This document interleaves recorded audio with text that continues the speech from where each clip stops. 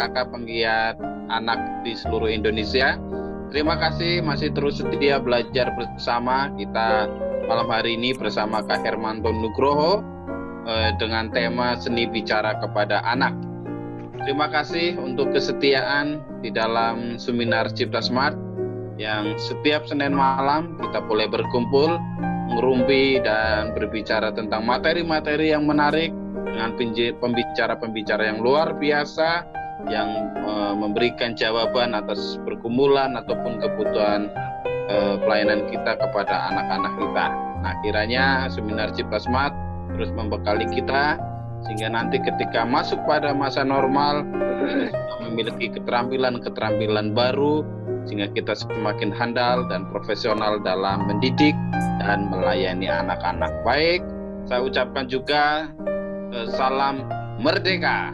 Ya, merdeka. Kita hari ini syukur tahun ke-75 Indonesia negara kita tercinta merdeka. Tidak habis-habisnya kita memiliki rasa cinta yang begitu tinggi bagi bangsa negara kita.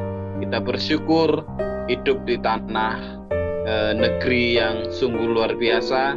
Kita boleh saling mengenal dari berbagai suku, agama, daerah, ya. Kita dipersatukan sehingga kita adalah orang-orang yang beruntung karena bisa mengenal suku-suku yang begitu banyak dan juga budaya yang begitu banyak. Terima kasih. Malam hari ini kita akan mulai langsung karena di saya sudah jam 19 waktu Indonesia Barat. Baik, saya ucapkan Assalamualaikum warahmatullahi wabarakatuh. Salam sejahtera buat kita sekalian. Kita akan mulai. Seperti biasa, nanti kakak-kakak kalau ada pertanyaan bisa langsung buat catatan di buku atau kertasnya masing-masing atau nanti di kolom chat atau nanti pas di waktu ruang tanya jawab kakak-kakak bisa langsung tanyakan kepada Kak Manto. Oleh karena itu dengan hormat semua kakak-kakak ayah bunda untuk di mute saja supaya tidak mengganggu. Dan kami juga mengucapkan selamat datang, terima kasih untuk Prof.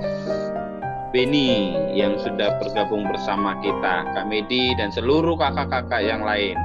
Terima kasih, mari kita sambut Kak Hermanto Nugroho dengan tepuk tangan di tempat dengan paling kencang.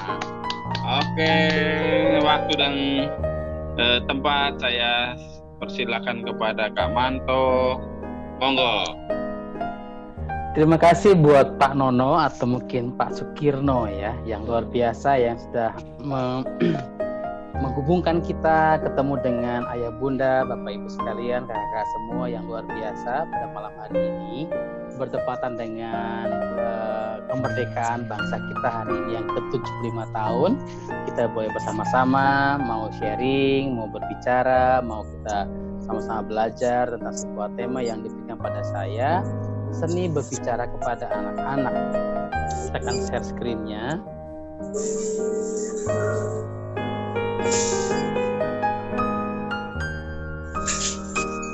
Berbicara kepada anak itu tentunya berbeda dengan ketika kita berbicara kepada orang dewasa, orang tua.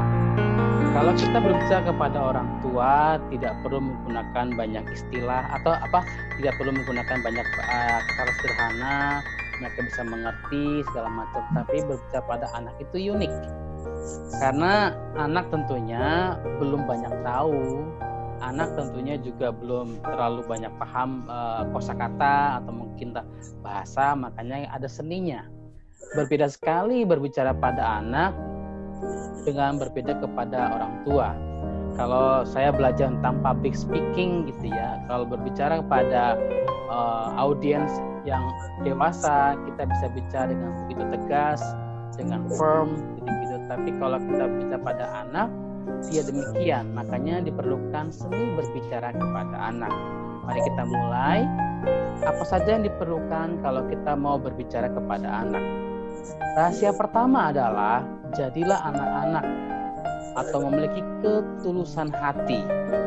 Kadang-kadang kita terjebak karena mungkin hati kita yang kadang-kadang terlalu banyak gelombangnya atau mungkin terlalu banyak gimmick-gimmicknya sehingga kita susah sekali berbicara pada anak-anak. Anak-anak itu punya kepolosan, punya ketulusan. Makanya kalau kita mau berbicara kepada anak-anak, kita pun harus memiliki hati yang tulus, hati yang bersih. Tidak boleh neko-neko, tidak boleh mencurigai karena anak-anak itu polos. Nah, kita agak bisa berbicara pada anak kalau kita sudah memiliki asumsi-asumsi yang kadang-kadang membuat kita mungkin terjebak di situ. Jadi kita memiliki kepolosan hati. Karena anak-anak, mohon maaf ya, dengan kepolosannya, dengan kebodohannya, dia bertanya terus terang kepada kita, berbicara terus terang kepada kita. Tidak ada udang di balik batu. Beda sekali dengan orang tua atau orang dewasa. Makanya seorang guru sekolah atau guru SD atau PAUD atau kita orang tua, kalau kita mau berbicara kepada anak, rahasia pertama adalah milikilah ketulusan hati. Karena anak-anak itu hatinya polos, hatinya bersih. Tidak ada neko-neko, tidak ada udang di balik batu. Beda dengan orang dewasa. Kalau orang dewasa itu berkata A, kita jangan lihat A-nya, apa di balik A. Kita perlu banyak penafsiran, perlu namanya menafsirkan mimik wajah atau mungkin perkataan yang terselubung di balik itu. Tapi kalau kita berhubungan atau berbicara dengan anak-anak, tentunya yang diperlukan adalah ketulusan hati. Anak-anak itu polos, anak-anak itu lugu. Tidak ada hal-hal yang tersembunyi di baliknya. Memang kadang-kadang beranjak dewasa, kadang-kadang kita juga melihat anak-anak juga suka berkata-kata yang memiliki arti banyak gitu. Itu kan. Tapi kalau anak kecil tidak. Milikilah ketulusan hati. Yang kedua, kalau kita mau akrab atau mau bisa bicara anak-anak, tentu kita harus akrab dengan anak kita. Ayah bunda nih, kalau kita mau ngomong sama anak-anak, tapi kalau kita jarang sekali bermain dengan anak-anak, maka kita akan sangat sulit mengutarakan ide kita, pemahaman kita, atau mungkin kata kita pada anak-anak. Karena anak-anak akan merasa bahwa ada apa ini. Tapi kalau kita sering bermain dengan anak-anak, akrab dengan anak-anak, sering ngobrol dengan mereka, maka anak-anak akan merasa nyaman ketika kita berbicara kepadanya. Demikian juga sebaliknya. Kalau kita ngajar di kelas TK atau PAUD, playgroup gitu-gitu, kalau kita memiliki jarak dengan anak-anak, jarang bermain dengan anak-anak, akan sangat sulit menyampaikan pelajaran-pelajaran yang kita ingin ajarkan pada anak-anak karena kita nggak punya koneksi emosi. Koneksi emosi itu bisa kita jalin, kita buat kalau kita sering bermain dengan anak-anak. Saya nggak bisa ngomong dengan anak saya kalau saya tidak intens, tidak bonding, tidak bermain dengan dia. Anak saya usia 15 tahun hari ini. Tentu sejak kecil saya sering bermain dengan dia. Dan juga ketika di SMP pun hari ini saya sering bermain sama dia. Bahkan kadang-kadang seminggu sekali saya tidur dengan dia, berpelukan segala macam. Bahkan mama juga sering tidur bareng sama dia, bertiga gitu-gitu. Itu membuat kita enak bicara dengan dia. Dia nggak ada rahasia apapun, dia bicara pada kita. Demikian juga kita dengan anak-anak kita. Kalau kita pengen lancar berbicara dengan anak-anak, mengutarakan ide-ide kita pada anak-anak, tentu itu akan terjalin baik kalau kita sering bermain dengan anak-anak kita. Ada banyak bunda atau ayah hari ini susah sekali berbicara kepada anak-anak karena mungkin kesibukan anak orang tua, kesibukan juga anak-anak membuat renggang, membuat susah sekali untuk bisa bermain dengan mereka. Quality time dengan mereka itu penting. Nah, untuk menjalin hubungan itu tentunya kita harus banyak main dengan anak-anak. Tentu permainan yang sesuai dengan umurnya. Kalau anak-anak TK, anak-anak PAUD, mainlah kuda-kudaan. Mainlah petak umpet. Kalau banyak dewasa, gedean dikit, main yang sesuai umurnya. Saya tentunya kalau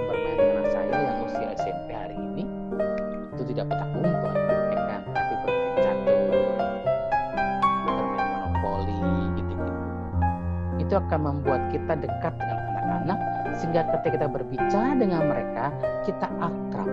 Karena kita menjadi sahabatnya. Bukan hanya sekedar orang tua, bukan hanya sekedar guru, tapi juga sahabatnya. Karena kita mau merelakan, mau merendahkan diri kita untuk bermain dengan mereka. Itu yang kadang-kadang sulit dijumpai kepada orang tua atau guru hari ini.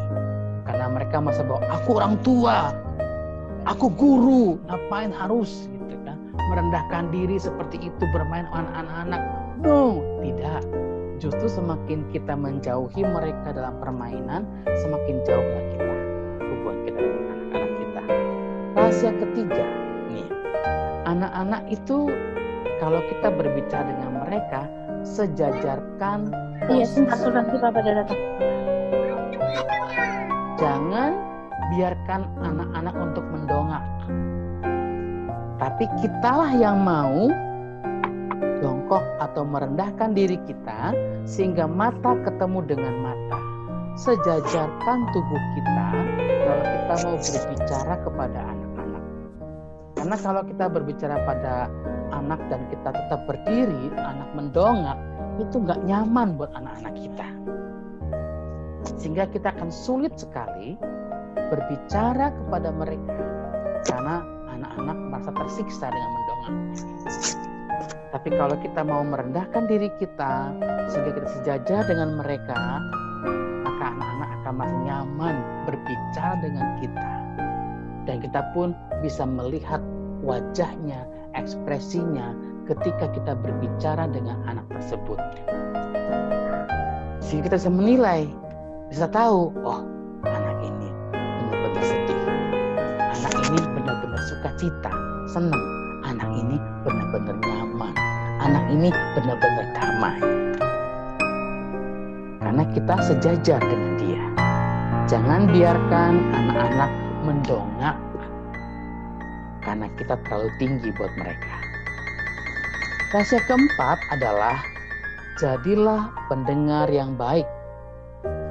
Kalau kita mau memberikan telinga kita akan keluh kesah anak-anak kita, maka kita pun akan didengarkan oleh dia. Seperti ada semacam hukum tabur tuai. Kalau kita mau didengarkan perkataan kita, wejangan kita, nasihat kita kepada anak-anak, dengarkan juga anak-anak ketika dia berbicara. Dengarkan juga anak-anak ketika dia berkeluh kesah. Dengarkan juga cerita dia yang mungkin remeh-temeh buat kita. Tapi itu penting buat dia. Jadilah pendengar yang baik. Pendengar yang baik itu bukan hanya memberikan telinganya untuk mendengarkan apa yang dikatakan oleh anak-anak, tetapi juga perhatian serta hatinya. Kalau kita hanya memberikan telinga saja tanpa memperhatikan apa yang dikatakan oleh anak, itu anak pasti akan sakit hati. Karena pasti kita menjawab cuma lalu Tapi pendengar yang baik, yaitu orang tua, ketika anak-anak bertutur kata menceritakan keluh kesahnya, kesenangannya, kesedihannya, kita mendengarkannya dengan aktif. Bukan hanya memberikan telinga kita saja, tapi perhatian kita juga memperhatikan dia berbicara, dan hati kita pun ikut berempati. Sehingga anak merasa dihargai. Ada banyak orang tua menganggap remeh hal ini. Ada banyak guru-guru menganggap remeh hal ini. Ada banyak kita sebagai pelayan anak meremehkan hal ini. Gak penting, ngomong apa sih itu? Justru kadang-kadang anak-anak itu berbicara, menceritakan hal yang remeh-temeh terlebih dahulu. Ketika hal yang remeh-temeh yang mungkin menurut kita gak berharga itu, lama-lama dia akan merasa nyaman dan dia akan menceritakan apa yang menjadi permasalahannya. Kadang-kadang ada anak-anak juga menguji kita. Dia mau nggak ya mendengarkan aku? ketika aku ngomong hal-hal yang tidak penting. Ketika kita mau memberikan perhatian kita dengan mendengarkan hal-hal yang mungkin menurut kita tidak penting itu, maka anak-anak akan mengutarakan apa yang menjadi masalahnya, apa yang menjadi keluh kesahnya, apa yang menjadi kesusahannya. Kak, tolong di mute ya. Ini feedback karena ada yang nggak di mute.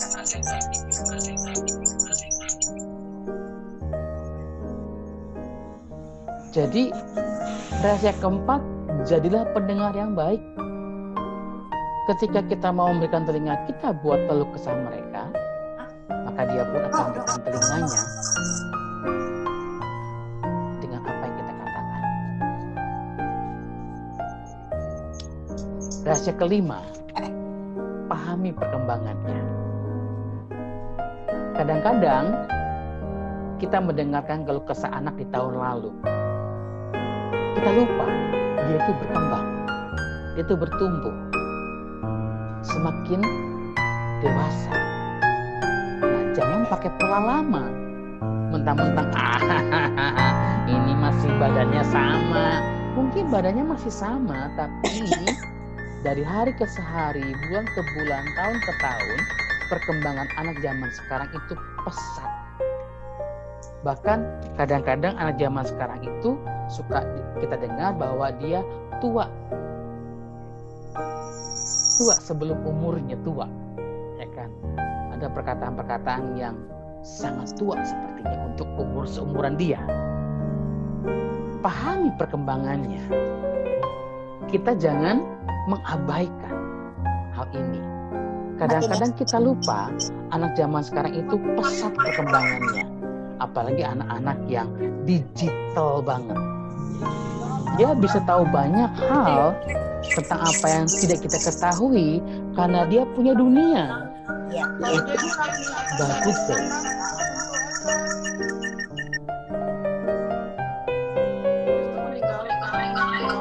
Sebentar ya, saya mau mute dulu ini yang tadi bersuara.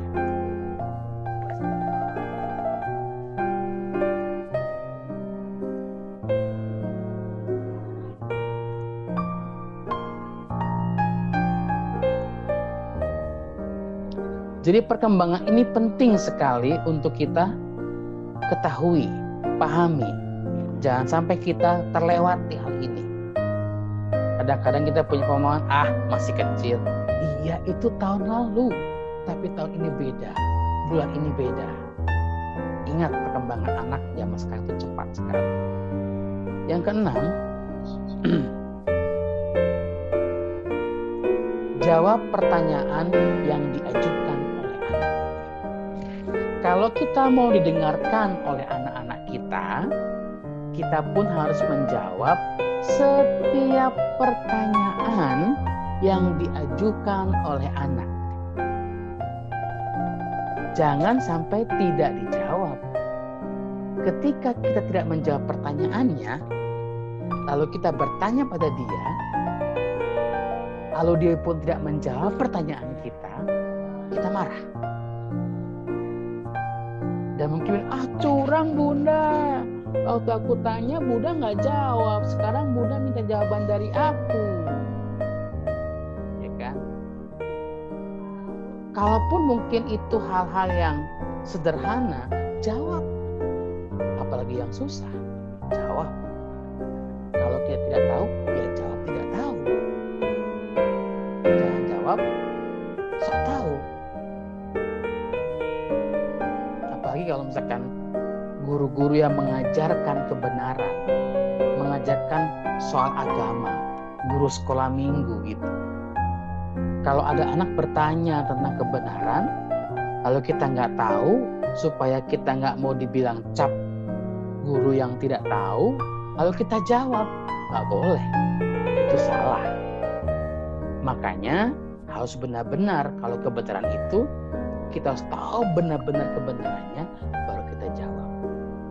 Saya pernah menjawab seorang anak yang bertanya pada saya tentang, karena dia sama mamanya ketika anak ini bertanya, jawabannya nggak memuaskan. Sehingga dia bertanya pada saya, Kamanto, bener nggak sih aku itu katanya kata mama keluar dari batu? Loh, itu kan tidak benar. Masa seorang anak keluar dari batu? Ya kan? Pasti kan keluar dari perut mamanya. Nah, anak bertanya pada saya seperti itu. Saya harus meluruskan apa yang menjadi pernyataan mamanya. Mamanya menjawab bahwa kamu keluar dari batu pasti karena mamanya merasa sulit menjelaskan bagaimana menjelaskan seorang anak ada di perut dirinya lalu dilahirkan.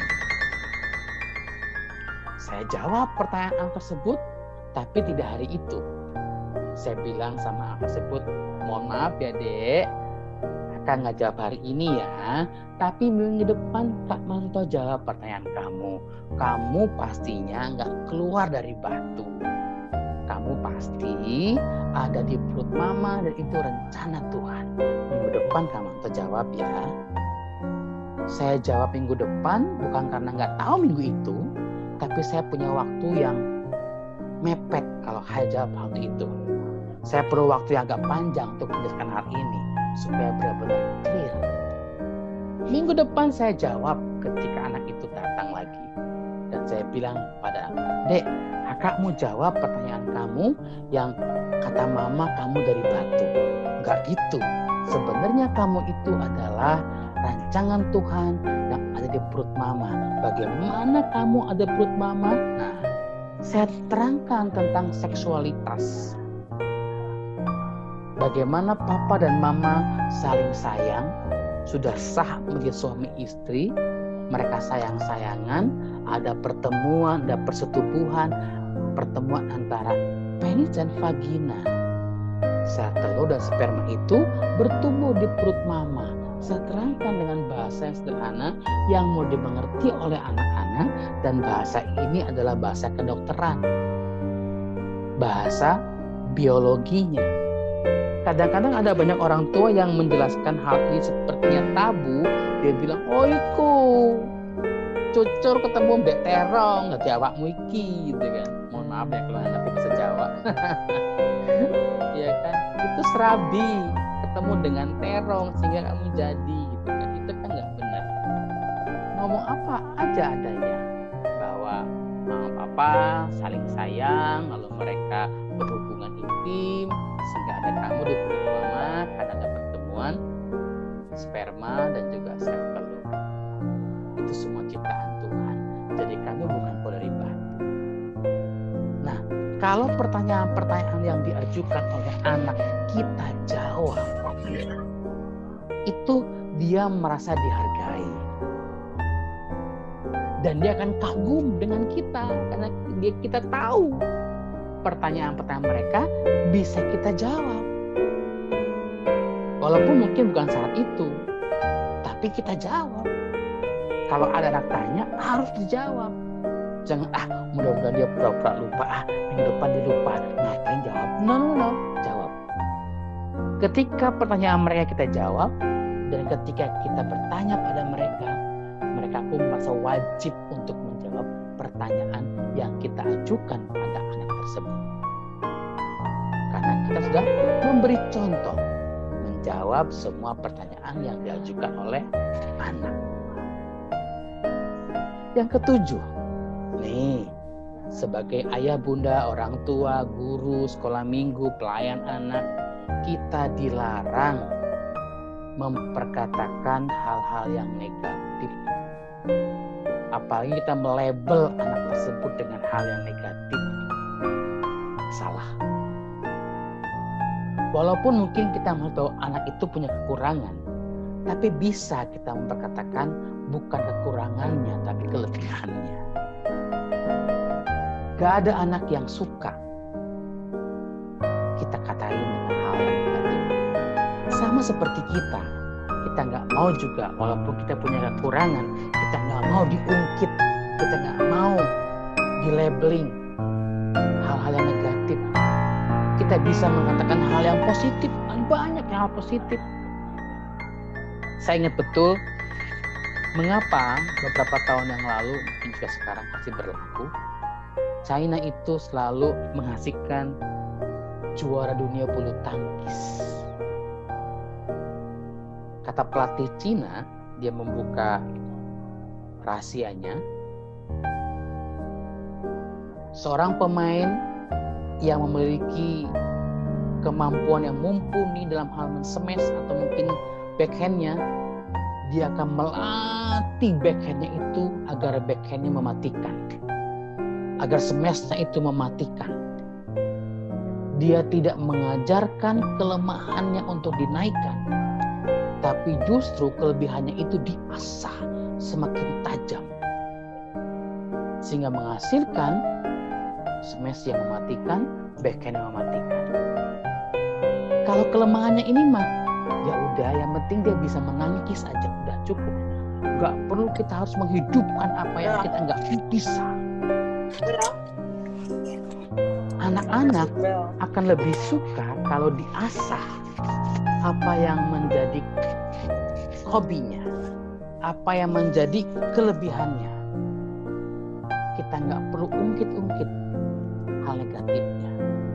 Weh, kamu luar biasa, cara kamu membaca, cara kamu menghitung. Yuk, bagaimana menghitung dengan cepat? Kamu bisa cepat hitung ini, asah terus, sehingga dia akan lupa kelemahannya. Asah kelebihannya. Sebagai guru, sebagai ayah, sebagai orang tua, sebagai bunda, yuk, manusia emang gak ada yang sempurna, tapi bagaimana kita mengasah hal yang positif itu, yang kelebihan itu, supaya dilipat gandakan. Jangan yang negatif yang kita harus katain terus, diungkit-ungkit terus, tidak akan pernah maju. Jadi hal negatif, ya sudah, itu kelebihan kita. Tapi kita asah kemampuan kita, kelebihan kita, sehingga kita menjadi mematikan. Kita punya senjata yang ampuh dalam hal ini. Yang kedelapan, ini kalau kita berbicara kepada anak, lihat reaksi dan sikap anak. Ini penting sekali. Karena ketika kita lihat reaksinya, kita bisa melihat, oh, anak ini mengerti nggak ya? Oh, berarti belum mengerti nih. Karena dari reaksi raut mukanya, dia sepertinya bingung. Berarti aku harus mengulangi lagi dengan bahasa yang berbeda. Aku harus mengulangi lagi dengan metode yang berbeda. Aku harus mengulangi lagi dengan cara yang berbeda. Supaya dia mengerti. Atau kita tanyakan, bagian mana adek yang kamu gak ngerti? Kita perhatikan reaksi dan sikap anak. Jangan sampai kita gak perhatikan hal itu.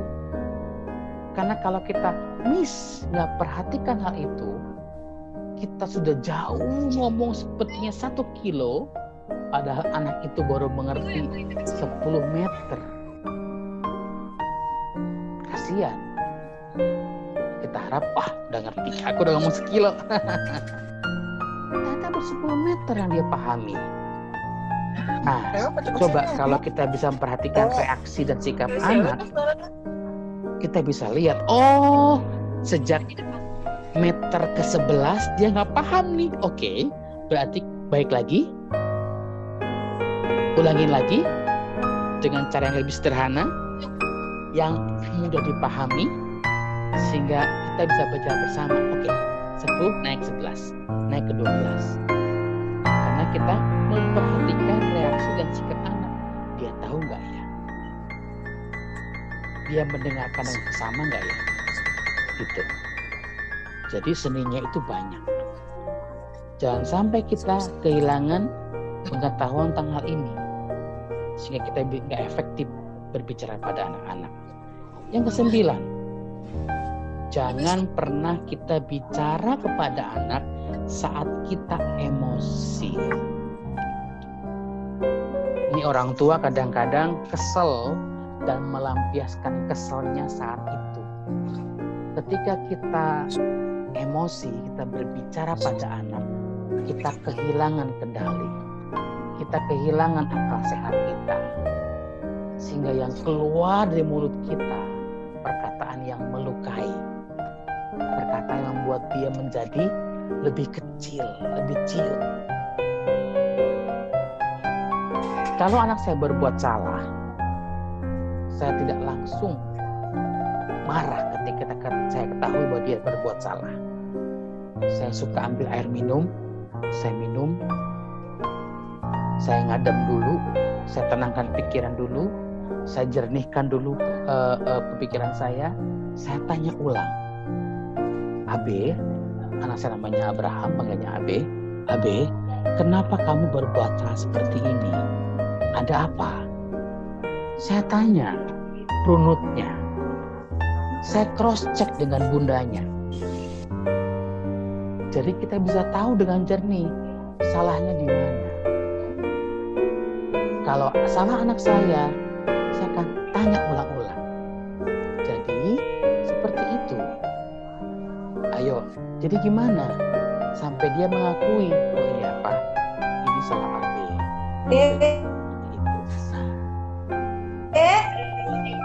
Ini nggak akan mungkin dia terjadi kalau kita bicara saat emosi.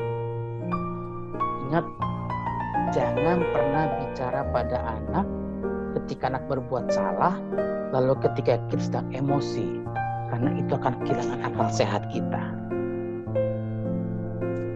Kita harus berani ambil sikap, tahan emosi kita, minum yang banyak, lalu pipis dulu mungkin begitu, lalu kita bisa bicara pada dia.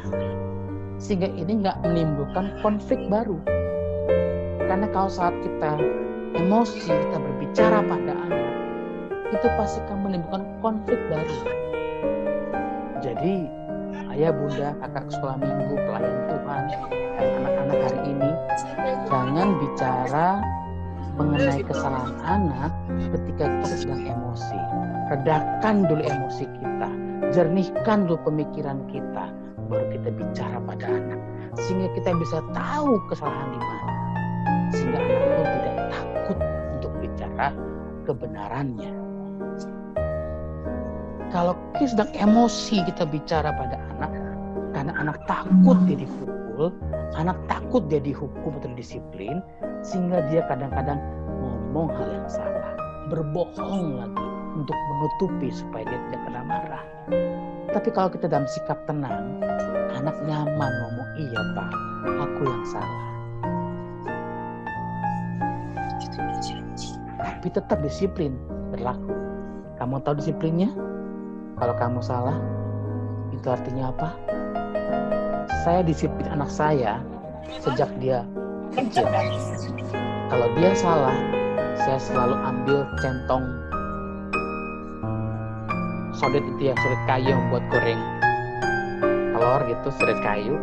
Saya pukul pantatnya, pak. Saya nggak pernah pukul, saya pakai tangan, pakai perantara. Dan itu pantatnya saya pukul, pak.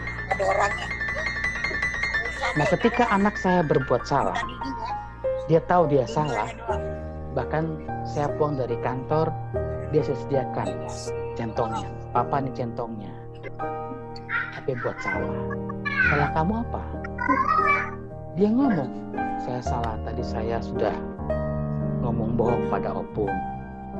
Dan Opung sampai berbuat salah juga gara-gara Abe berbuat salah. Bohong itu. Jadi kamu salah? Iya. Ayo, kalau kamu tahu salah, tahu gimana harusnya? Ya, ini centongnya, pukul saya. Dan saya kalau pukul pantat, nggak pelan sampai dia sakit. Aman kok kalau mendisiplin anak di pantatnya. Karena Tuhan ciptakan pantat dengan daging yang begitu banyak, itu untuk kita disiplin anak. Tongkat itu untuk mendisiplin anak. Supaya anak kita sadar tidak terjerumus dalam kesalahan yang sama. Jadi jangan pukul kepala atau yang lainnya, pantatnya aja. Dan jangan pakai tangan, pakai centong aja. Kok nggak pakai tangan? Tangan ini diciptakan Tuhan untuk mengasihi, untuk bekerja, bukan untuk memukul anak. Tapi pakailah perantara supaya kita memeluk dia, dia tahu ini tangannya mengasihi. Mohon maaf maaf ya, saya pernah ke Papua pertama kali ke Papua itu tahun 2003-an kalau tidak salah. Pertama kali ke Jayapura dan saya buat sebuah kebaktian besar di Jayapura. Ketika saya ingin mendoakan anak-anak, saya peluk anak-anak. Anak-anak lihat tangan saya, dia takut. Saya tanya, kenapa sih anak-anak ini lihat tangan saya mau meluk dia kok takut? Karena orang tuanya suka mukul pakai tangan. Sehingga ketika ada tangan terulur, dia pikir menyakitin dia. Padahal meluk dia. Ayah bunda, bapak ibu sekalian, guru sekolah minggu. Guru sekolah minggu gak boleh mendisiplin anak ya. Memukul anak gak boleh ya. Ini hanya boleh dilakukan oleh orang tua. Jadi orang tua jangan pukul anak dengan tanganmu, tapi dengan perantara yang lain. Ketika anak saya di TK berselisih dengan temennya dan temennya salah, dia bilang, awas lo, habis spank. Saya bilang spank itu mukul, habis spank, habis kan bawa spank papa ke sini, spank kamu. Dia nggak boleh nonjok temennya. Dia gak banding ngelukir temennya pakai tangannya. Dia karena kalau tangan itu untuk mengasihi, untuk bekerja, untuk belajar menulis. Kalau mau sakit teman kamu pakai ini. Dia harus pulang dulu kan, ambil centongnya buat itu temennya, sehingga jadi kan.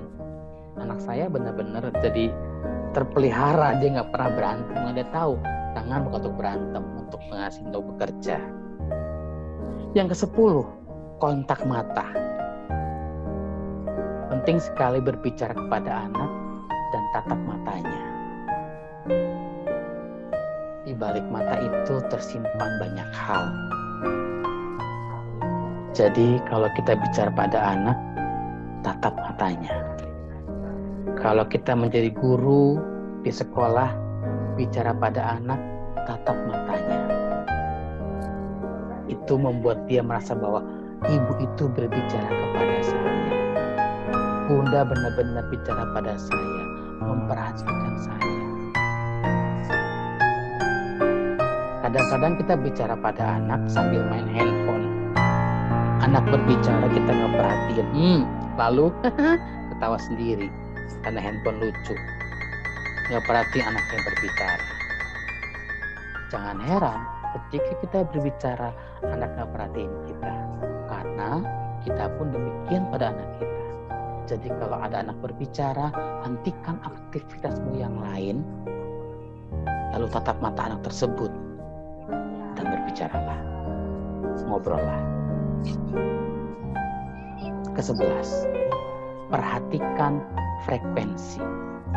Artinya ketika kita berbicara pada anak-anak yang lebih kecil, lebih muda, anak PAUD, balita, bicaranya harus pelan. Dek, hari ini kita mau pergi ya. Adek siap-siap. Kalau kita ngajar, adik-adik, yuk lipat tangannya. Kita mau berdoa. Tapi kalau ngomong seperti itu kepada anak yang usia 8, 9, 10, dibilang lebay.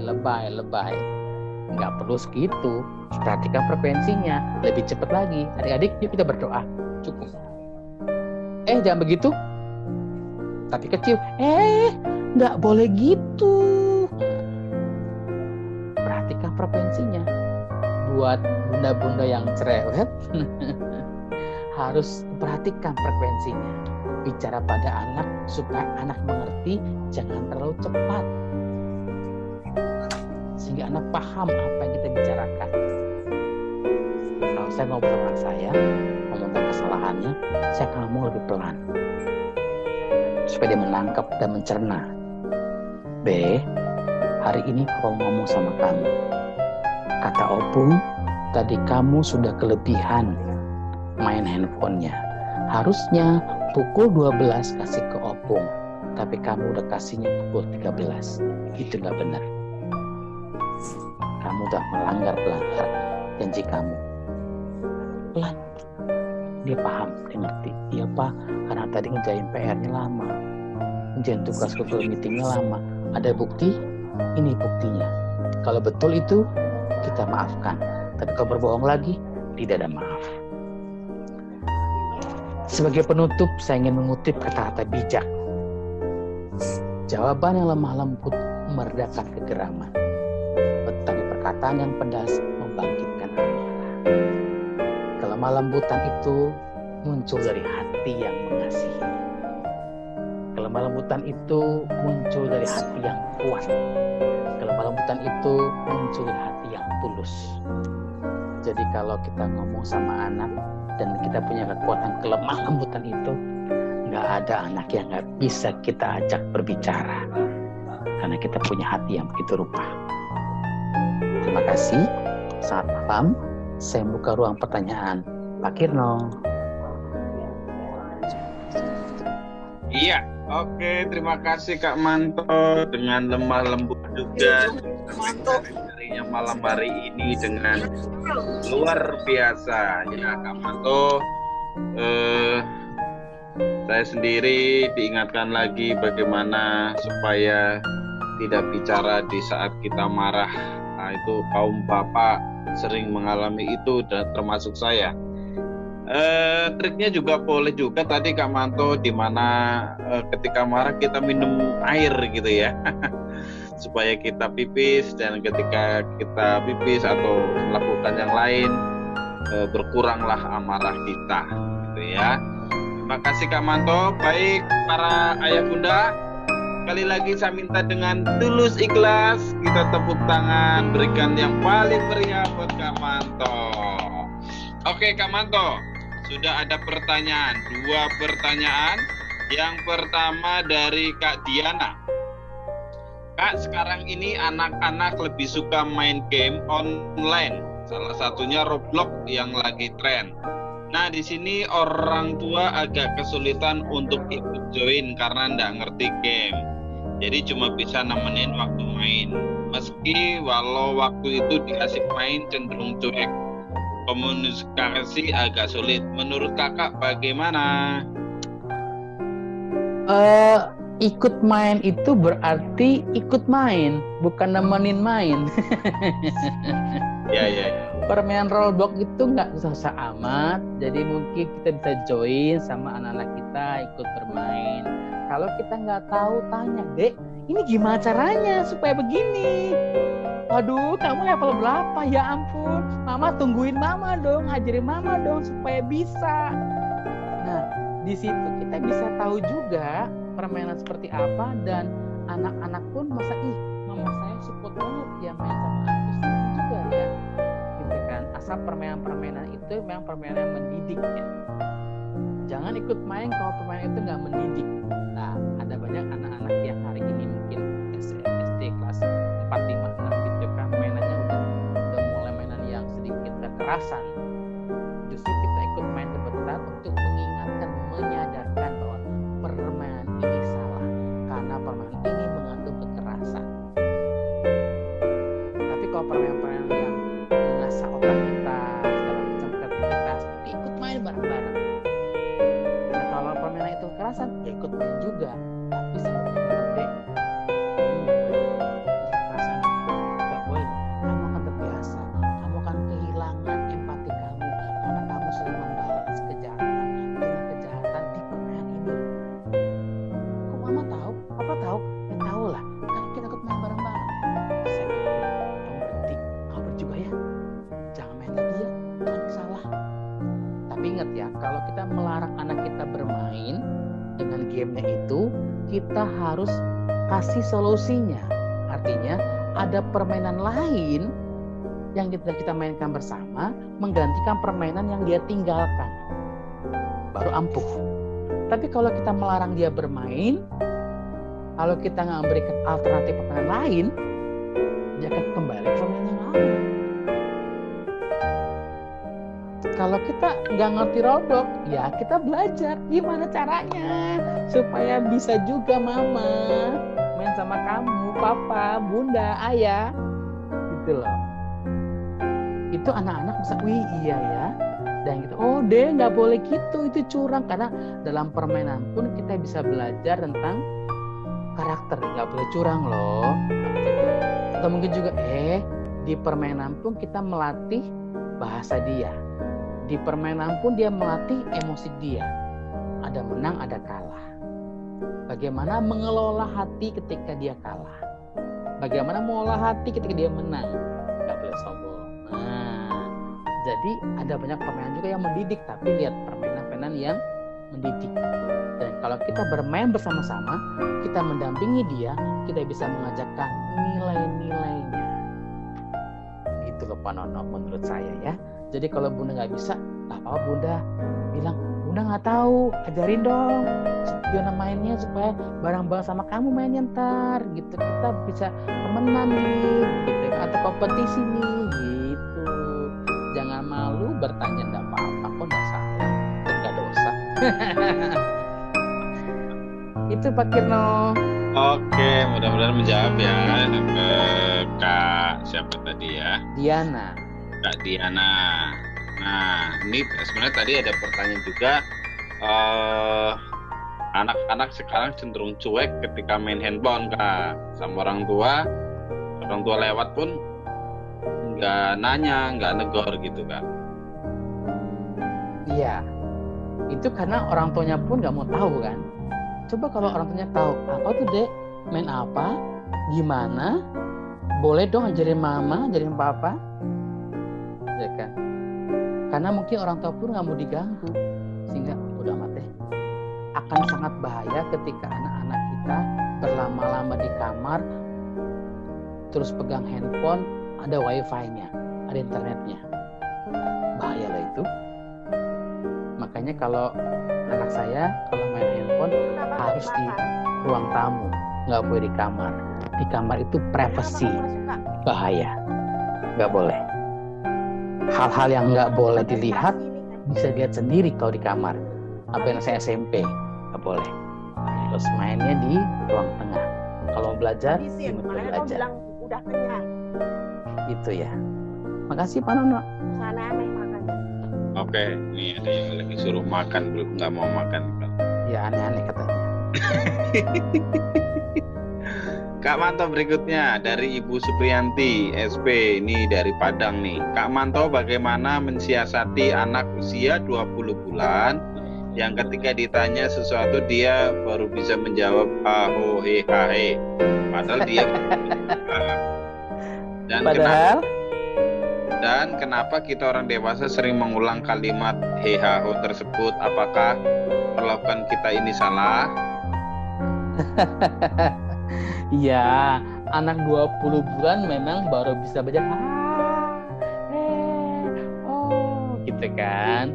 Akan sangat kaget kalau dia bisa cerita pada mamanya, mama jelek. Wah, 20 bulan. Kak, Mbak, Bu, jadi kalau kita mau bicara pada anak yang usia segitu, ya udah, usia yang dimengerti oleh anak seusia itu adalah bahasa kasih kita, pelukan kita, belayan kita. Adek, selamat pagi.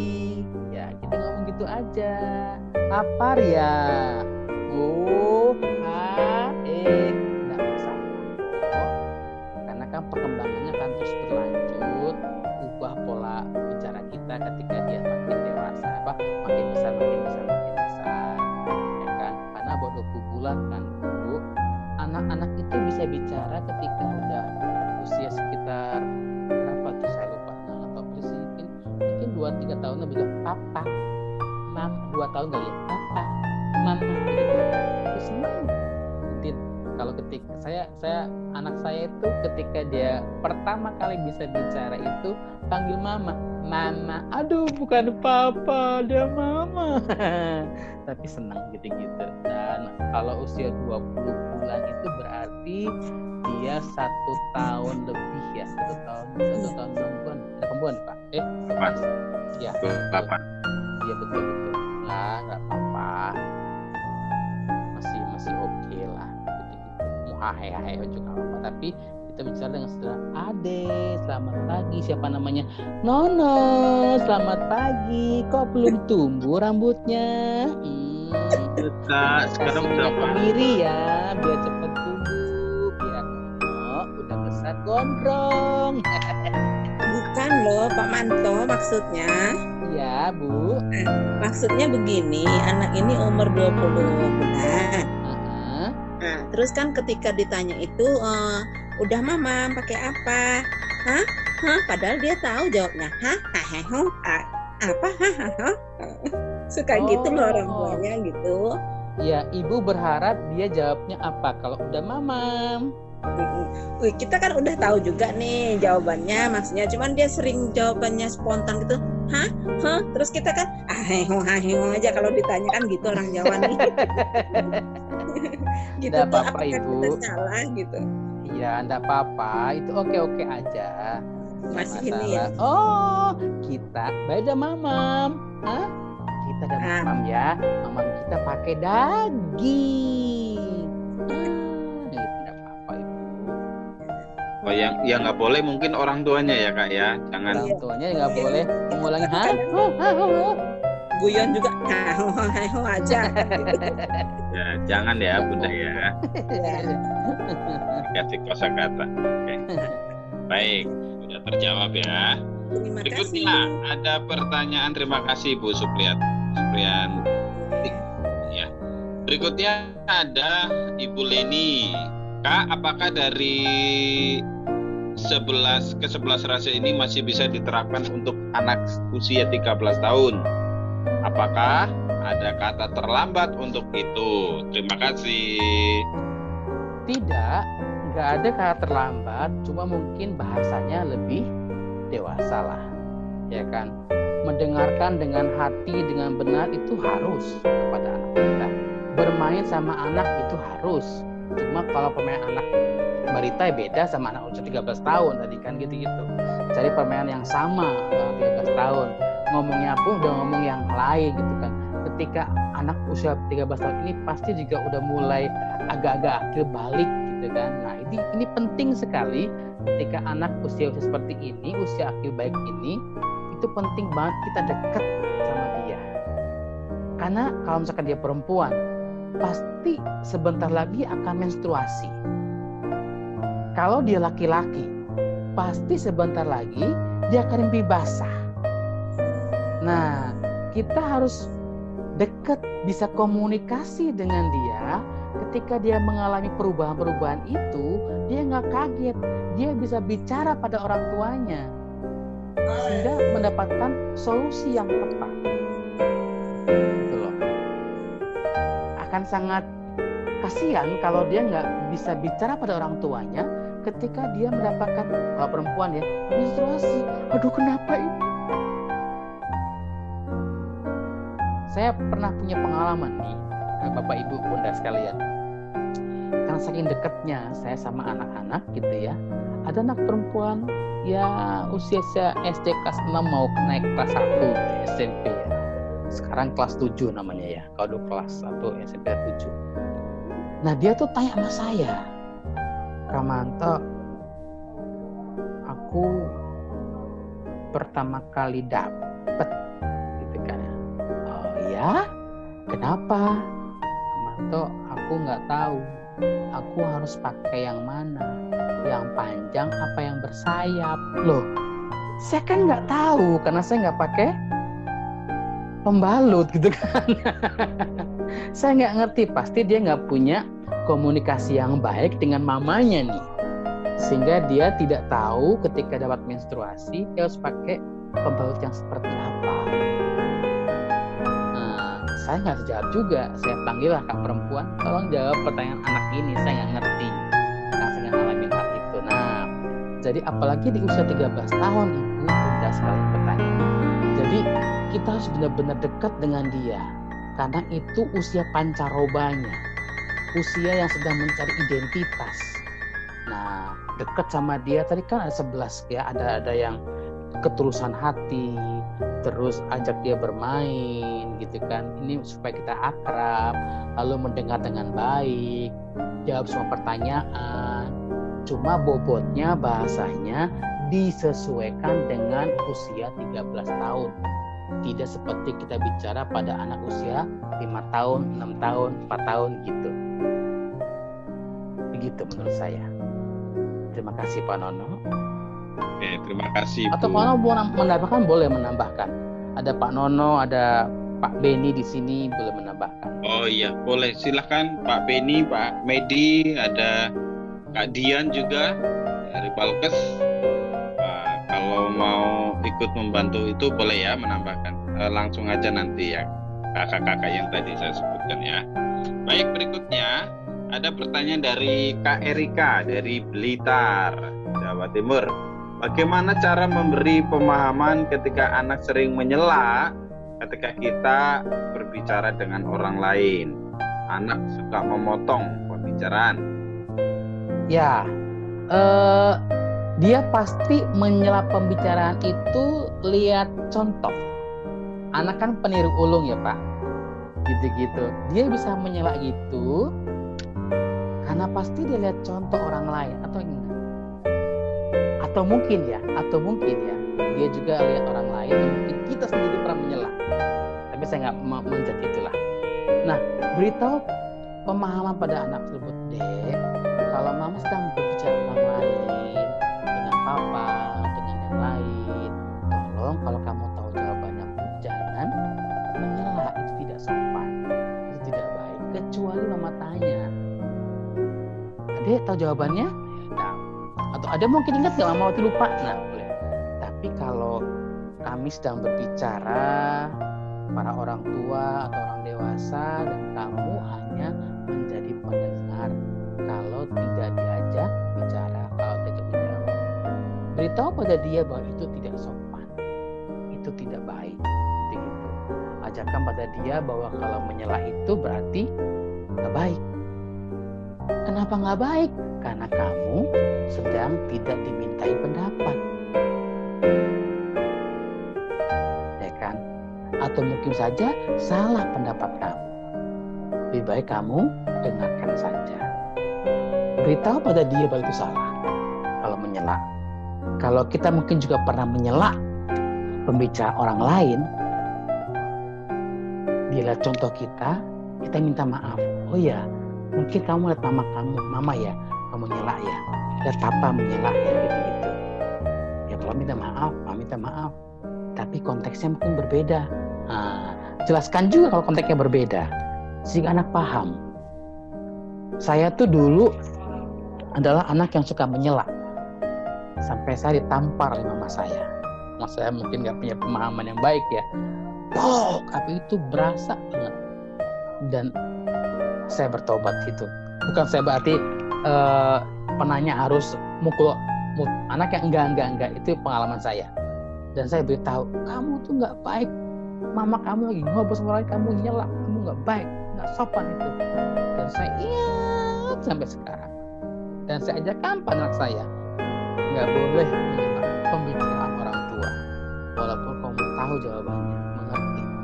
Tidak boleh, itu tidak sopan, tidak baik. Anak-anak zaman sekarang itu mau kok diajak berbicara, mau kok berpikiran, jadi dia pasti paham. Nah, kalau ada anak-anak kecil suka nyela-nyela, mungkin diberi pemahaman yang baik supaya dia nggak nyela. Itu sih Kak Firman. Oke, dikasih pemahaman ya bahwa itu salah, baik, dan itu berulang-ulang kasih tahu ke anak ya, tidak cukup sekali. Baik, berikutnya Kak Manto, bagaimana menyikapi ibu-ibu yang anaknya berkata, saya gak mau belajar sama ibu di rumah, saya mau belajar sama ibu guru. Ibunya banyak mengeluh Kak Manto, di tempat saya sekarang masih zona merah, jadi belajar PTN. Lebih nyaman belajar dengan ibu guru. Ya.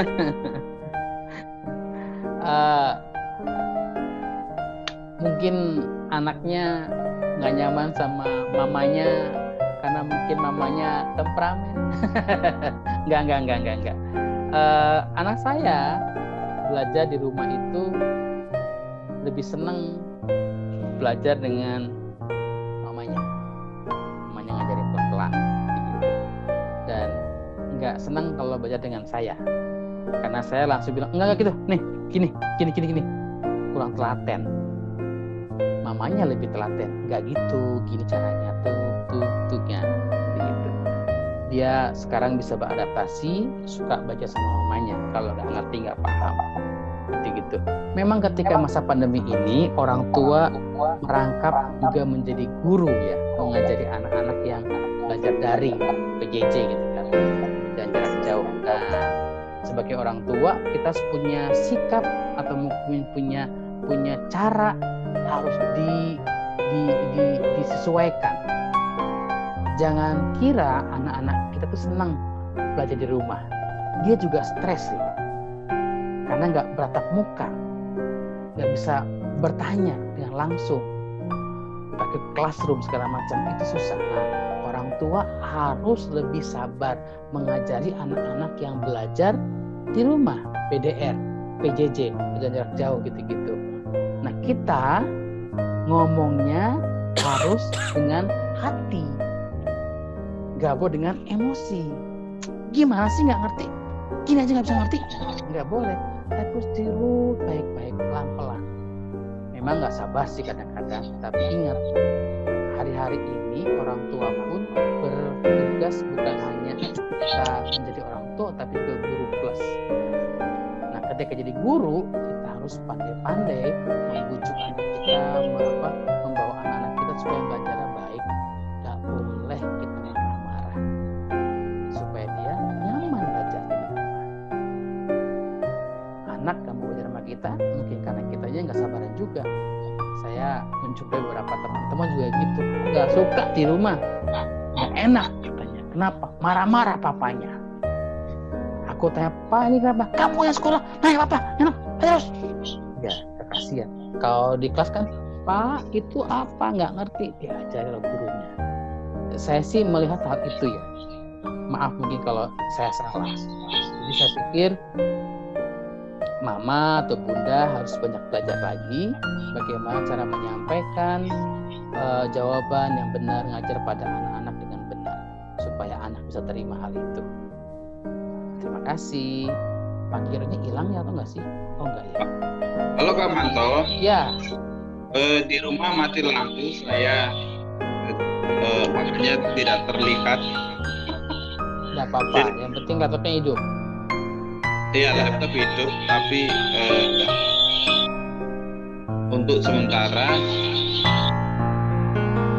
sudah.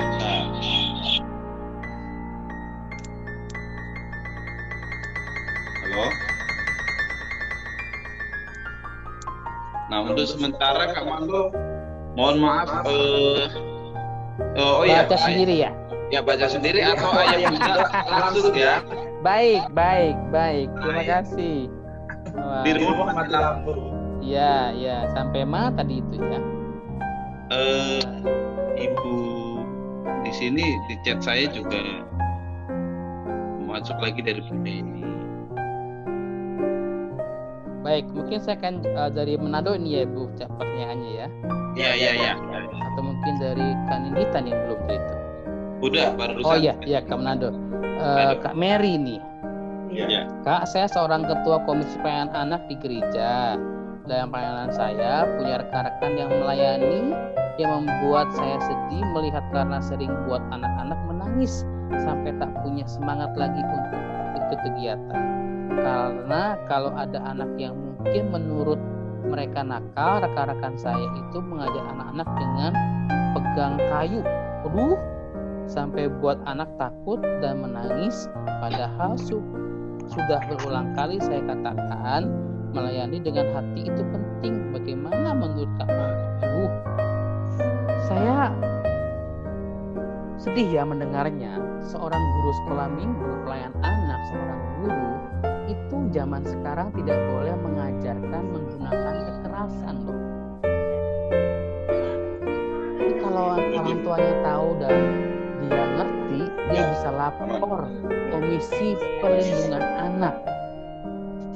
Gereja atau tempat sekolah itu harus menjadi tempat ramah anak. Nah, kalau ada guru-guru seperti ini, pasti ini guru-guru yang tidak mau belajar. Sehingga anak-anaknya atau mungkin murid-muridnya tidak mau lagi mendengarkan. Karena kalau guru-guru yang belajar terus pasti dia akan membuat metode-metode baru, cara-cara baru, mengajarkan kebenaran, mengajarkan pemahaman kepada anak-anak dengan menarik. Sehingga anak-anak ketika diajarkan dengan cara menarik, dia pasti akan diam. Memang ada juga anak-anak yang hiperaktif, tapi kita sekali lagi tidak boleh menggunakan kekerasan. Kalau ada anak yang tidak bisa mendengarkan apa yang kita ajarkan, jangan buru-buru salahkan anak, tapi salahkan gurunya. Beri tantannya besar. Ini jangan-jangan salah saya. Saya yang kurang menarik, saya yang kurang kreatif, saya yang kurang materinya kurang baik. Karena kalau kita menarik, kreatif, materinya baik, disampaikan dengan cara yang lebih menarik, pasti anak-anak mau mendengarkan kita. Itu kalau kita mau belajar, plus punya hati, itu lengkap. Ya, menurut kakak, kalau dapati seperti itu, saya harus bagaimana, Kak? Tegurnya buat mereka. Tanyakan kepada dia, Kak, apa yang mendasari dia ada di sekolah minggu. Kalau dasarnya dia ada di sekolah minggu, di pelayanan anak, ngajar karena dia punya hati untuk membawa anak-anak mengerti kebenaran, ya kan, mengerti kebenaran, itu baru. Tapi kalau dia ada di kelas, di gereja, di pelayanan anak, karena dia ingin dihargai atau hal lain, beda. Ini mohon maaf mungkin buat bunda-bunda ya, saya ngomong tentang gereja nih. Yesus aja mengajarkan kebenaran tidak dengan kekerasan, tapi dengan kasih. Iya, Kak, benar. Mencontoh dari mana seorang guru sekolah minggu mengajarkan kebenaran dengan kekerasan? Tidak Kalau ada ingat, anak yang bandel, tapi guru yang kurang pandai. ya. Kalau ingat saya selalu sedih, Kak, karena akhirnya saya yang mengcover anak-anak itu supaya mereka tenang, mereka nyaman. Akhir-akhirnya di saya yang merangkul anak-anak. Gak mungkin dia bisa menerima pengajaran bahwa Tuhan itu kasih. Melihat guru sekolah minggunya gak punya kasih. Gak mungkin dia bisa menerima Tuhan itu penyayang kalau gurunya itu gak penyayang. Gak mungkin dia diterima Tuhan tuh sabar, panjang sabar kalau gurunya gak sabaran. Lihat contoh dari mana. Benar, Kak. Makasih ya, Kak. Nanti kita bisa PA-PA-an. Iya, Ada iya, Kak. Ibu Sri, Bunda Sri. Bagaimana caranya supaya anak langsung menjawab saat dipanggil? Karena kadang anak dipanggil berkali-kali baru menjawab. Ibu cari tahu dulu. Ini ada banyak faktor. Saya mengajarkan ketaatan pada anak saya. AB, taat itu adalah melakukan dengan segera apa yang diperintahkan. Saya ngomong gitu. Jadi ketika dipanggil harus tanggung jawab iya dan datangi anak orang yang panggil kamu. Saya ajarkan berulang-ulang. Kalau dipanggil 2-3 kali nggak dengar, saya samperin dia. Oh, lagi pakai headset. Dia nggak dengar makanya. Abe, jangan pakai headset kencang-kencang. Papa panggil kamu nggak dengar. Oh, apa? Nah, kalau ada anak yang mungkin dipanggil nggak dengar, mungkin dia kita ajarkan tentang ketaatan, respon kita. Beri pengertian. Kamu enak nggak kalau kamu panggil mama, mama nggak jawab kamu lama-lama? Suka nggak? Enggak. Nah, mama juga nggak suka loh kalau mama panggil kamu nggak cepat menjawab, nggak cepat datang. Jadi kita juga ajarkan tanya hatinya. Kalau kamu tanya mama nggak jawab kamu panggil mama nggak jawab kamu, senang nggak? Nggak senang. Ya, Mama juga senang. Makanya kalau mama panggil cepet ya, jawab dan datang. Kalau ada alasan, tunggu ma, saya lagi beresin ini, tunggu ma, saya lagi makan, jawab. Bukan diem aja, lalu ketika mama panggil 3 kali baru jawab. Jadi ajarkan kesadaran bahwa menjawab itu penting. Ya. Ini ada 2, masih banyak. 2 lagi pertanyaan. Abdi itu selesai ya. Oke, Kamanto, saya dapat berceritakan nih. Luar biasa. Dari Ibu Leni, Kak Leni. Bu Leni. Maaf, satu pertanyaan lagi ya Kak. Setiap pagi sebelum anak saya bangun tidur, saya sering mengecek HP ya anak saya. Apakah hal tersebut wajar? Karena kekhawatiran saya mungkin berlebihan. Anak saya bisa 13 tahun, perempuan. Anak saya saya kasih dia HP-nya rusak. Dan saya bilang sama dia, ini bukan HP AB ya. Ini HP papa dan mama yang papa beli dan kamu itu pinjam kepada kami.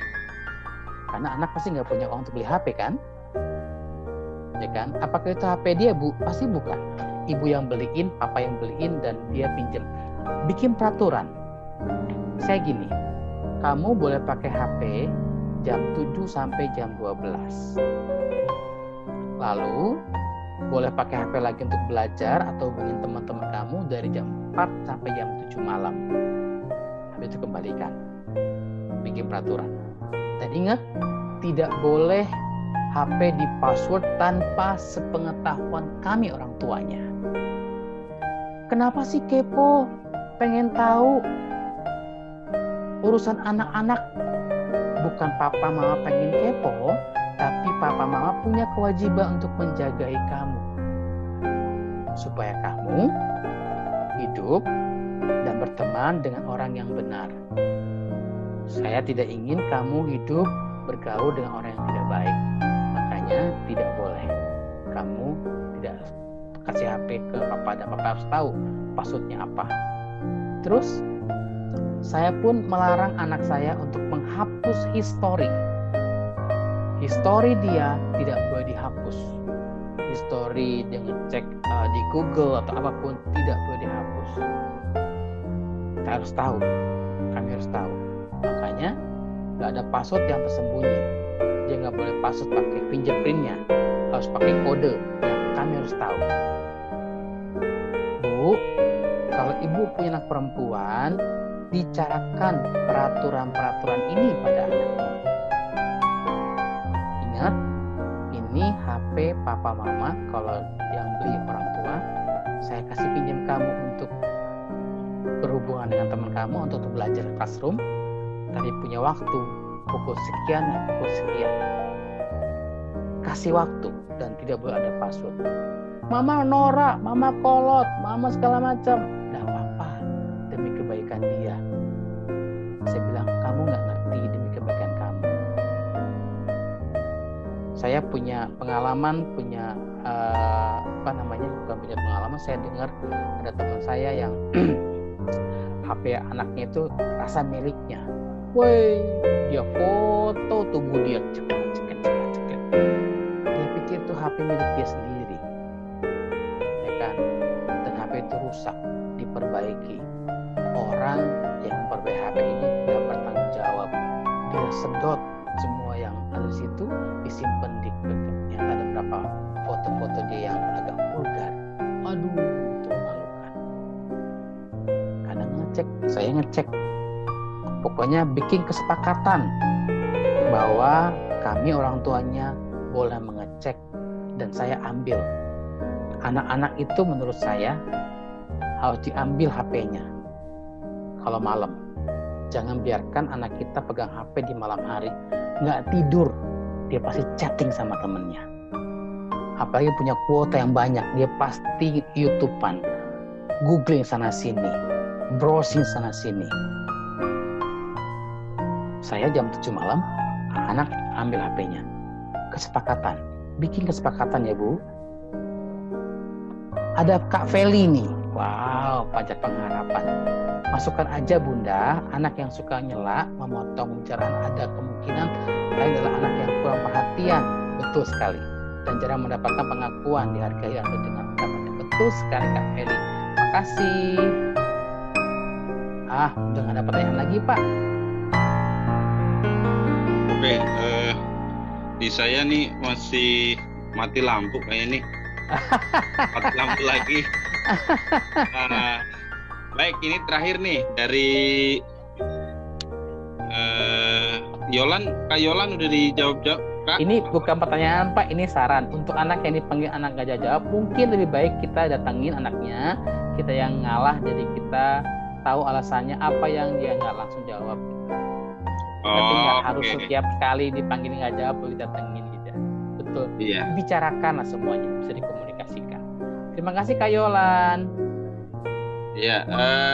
Dan kita juga udah 1 jam lebih Kak Manto. Ya. Mohon maaf kakak-kakak, ayah bunda di seluruh Indonesia. Rupanya ada kelistrikan yang konslet di rumah saya. Tadi saya udah nyalakan, terus mati lagi gitu ya. Nah ini udah nyala lagi ini. Silakan kalau ada kakak-kakak yang mau bertanya langsung, masih ada waktu 5-10 menit. Kalau tidak ada berarti kita langsung closing. Baik, ada? Kak, saya bukan bertanya Kak, saya Kak Feli. Oh iya, silakan Kak Feli. Cuman tadi saya concern sekali dengan Kak Mary yang dari Manado. Ya. Menurut saya Kak Mary, shalom Kak Mary, tetap semangat ya. Nah Kak, mungkin karena ini cakupannya adalah layanan sekolah minggu ya tadi disebut ya.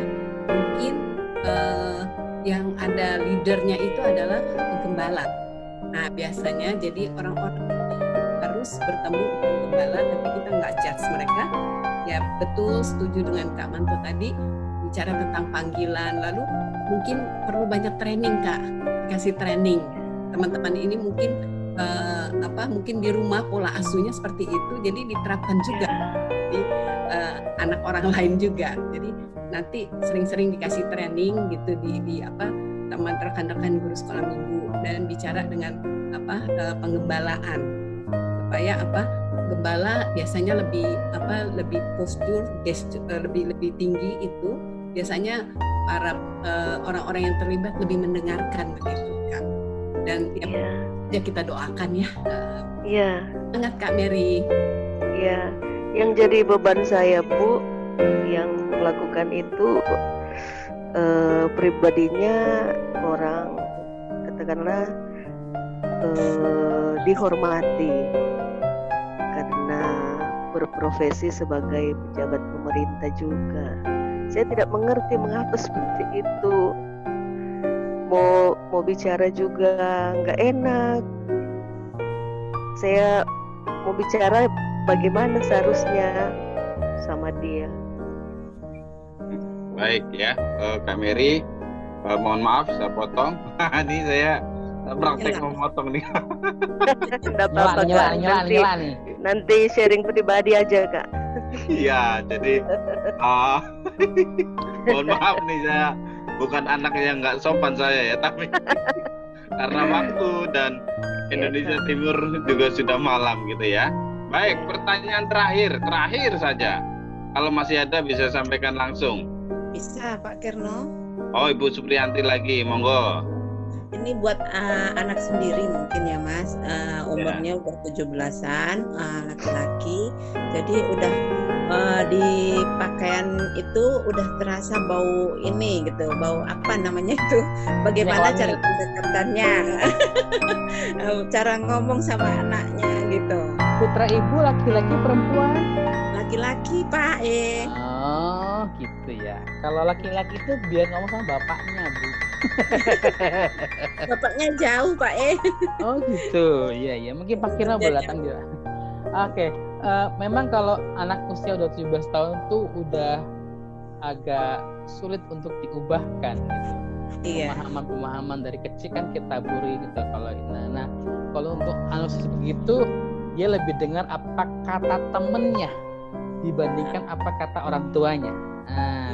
Jadi teman itu menjadi tolak ukur mereka tuh, apalagi mungkin dia ngefans sama siapa, udah pokoknya itu aja yang akan diikutin gitu, yang lain kagak, bodoh amat yang lain. Nah, kalau ibu punya putra usia 17 tahun, lalu mungkin ibu sudah mulai khawatir bahwa udah bau minyak wangi nih. Bukan minyak wangi nih, Pak. Iya, saya tahu, Bu. Basah kali. Kalau 17 bukan mimpi basah lagi, Bu. Mungkin mimpi basah itu kan muncul di usia 13-14, Ibu. Iya. Kalau 17 tahun itu bukan mimpi basah, itu udah dibasahin sendiri gitu kayaknya sih, ya. Begitu. Jadi ini bicara hal lain gitu kan. Nanti kita japrian aja, Bu, kayaknya nggak enak kalau di sini ngomongnya. Nah, mungkin yang lain butuh juga, Pak, malu-malu nanyanya. Oh gitu, ya. Caranya kayak mana supaya jangan terjadi nanti apa macam-macam gitu. Oh iya. Diajarkan hal kebenaran agama kita yang kuat kepada dia, pemahamannya secara benar segala macam, itu akan menguatkan dia. Bentengnya adalah agama, Ibu. Ketika agama kita kuat, dia mengerti dengan baik, pemahaman dia baik tentang agamanya dia, muslimnya gitu kan, pasti dia akan terjerumus. Begitupun dengan orang Kristen. Ketika kita mengajarkan kebenaran dengan baik dan benar sehingga anak itu mengerti kebenarannya, itu nggak gampang dibelokkan, Ibu. Mungkin dia bisa saja salah, jatuh, tapi dia tahu bangkit dan tahu berlari kemana gitu, arah yang benar. Nah, kalau mungkin putra Ibu merasa was-was, aduh jangan sampai dia diajari, diingatkan, diajak sholat bareng, jadikan dia imam, Ibu makmumnya. Nah, dia pasti akan malu berbuat salah karena dia jadi imam di rumah, ya kan. Jadi dia malu berbuat salah karena dia bilang ini salah, karena agamaku nggak mengajarkan hal ini salah. Menurut saya untuk membentengi anak-anak kita di luar kemampuan kita, di luar pengawasan kita, hanya agama, hanya Tuhan yang mampu. Itu menurut saya begitu. Jadi kalau kita menanamkan kebenarannya, pemahaman Al-Qur'annya baik, pemahaman Alkitabnya baik untuk orang Kristen, pasti nggak akan melenceng, Bu. Mungkin dia sempat jatuh, tapi dia tahu berdiri, jalan pulangnya tahu. Ya, matur nuwun Pak Manto. Bu, sami-sami.